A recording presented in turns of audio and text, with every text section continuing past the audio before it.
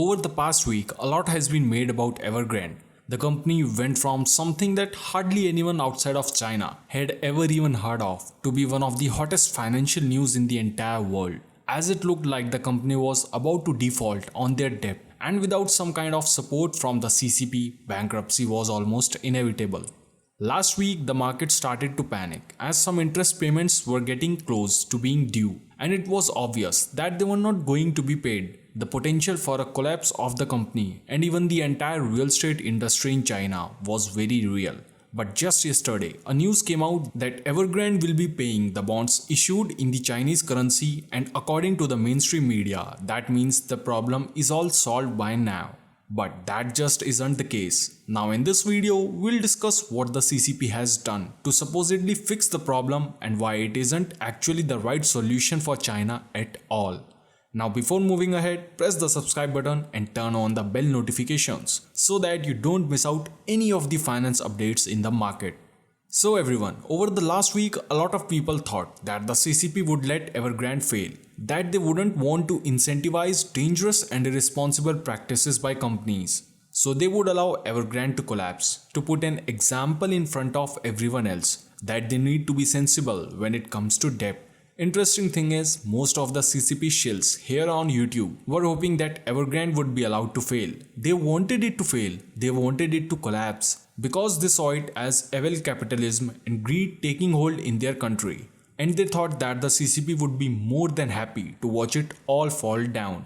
But unfortunately for those people, the economy in China is far more complex than they could ever know. And allowing Evergrande to fail would hurt China far more than actually trying to fix the problem would.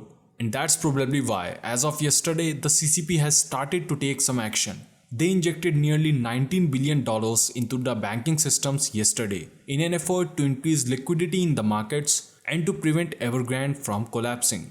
It also emerged that an imminent deal with the CCP would see the government take over control of Evergrande in a sort of soft nationalization. Basically, the government will split Evergrande up into three separate entities that will be underpinned by state-owned enterprises. The deal is being designed to save the Chinese citizens at risk at the expense of foreign investors and those who ran the company. Citizens who have already bought apartments that have yet to be delivered will be assured by the CCP that new state-run entities will complete the projects, meaning that none of them will lose out. It also emerged that Evergrande will be repaying their debts that were taken out in the Chinese currency.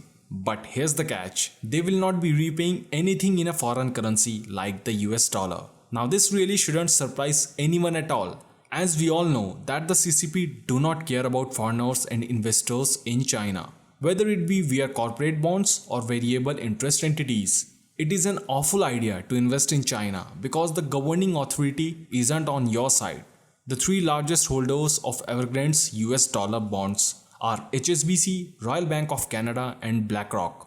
Western companies that will almost definitely lose everything they invested, as the bonds they hold will be practically worthless if Evergrande refuse to make any payments. Now after this, you don't need any more examples of why you shouldn't put money into China.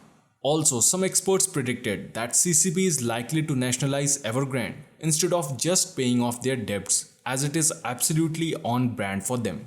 Xi Jinping has been very outspoken in saying that homes are for living in and they shouldn't be investments. But almost all of the homes built by Evergrande are investments. Nationalizing Evergrande, the second biggest player in China, is the first step in changing the industry as a whole. And probably this is what is coming next. Now, if we take a deep magnified look over all of these circumstances, then we can notice that Evergrande isn't the actual problem. It's just an example of the problem. The entire Chinese construction industry is leveraged to the hilt with ridiculous levels of debt. Just take a look at this chart. It shows how much debt interest was paid last year by the world's largest real estate companies. Basically, it's a list of the 35 most leveraged real estate companies in the world.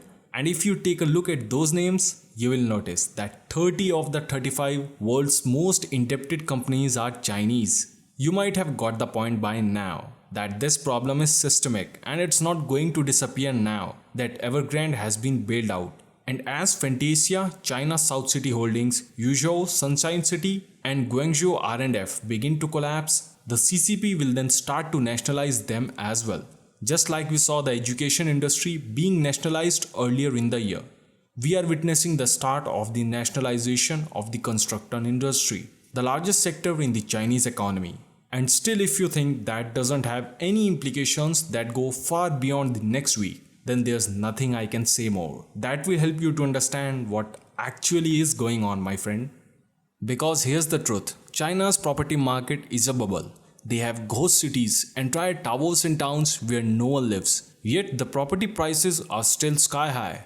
Due to the strict Chinese policy, property is pretty much the only way for the average person to invest. So the average citizen has been buying up as many apartments as possible instead of contributing to their pension like we all would. So that bubble will exist whether or not Evergrande collapses. It will exist whether or not the CCP nationalizes the entire industry. But China can't allow all these people to lose all their wealth, or there will be serious civil unrest. And they also can't allow the bubble to keep expanding, as they risk an even bigger problem than the one they already have.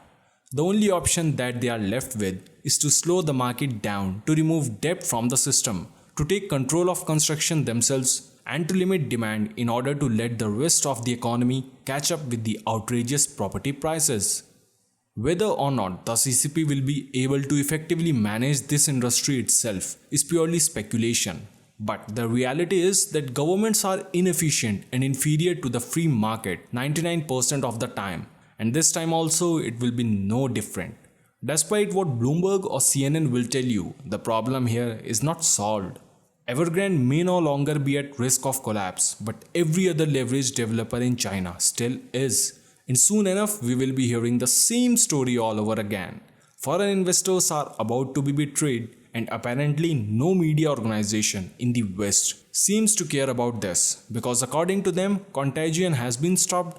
Actually, we have no idea the extent of debt in the shadow banking sector, and we have no idea how any of that will be handled by the CCP. This issue may be drifting away from the mainstream consciousness, but it is not dead. It will emerge again in 1 month, 3 months, or maybe 6 months. And when it does, then look back at what the mainstream media said about it today. How they claimed the whole ordeal was done and dusted, and how they could be so ignorant. Now guys, if you found this video useful, then please press the like button and tell me your thoughts about all this scenario in the comment section below.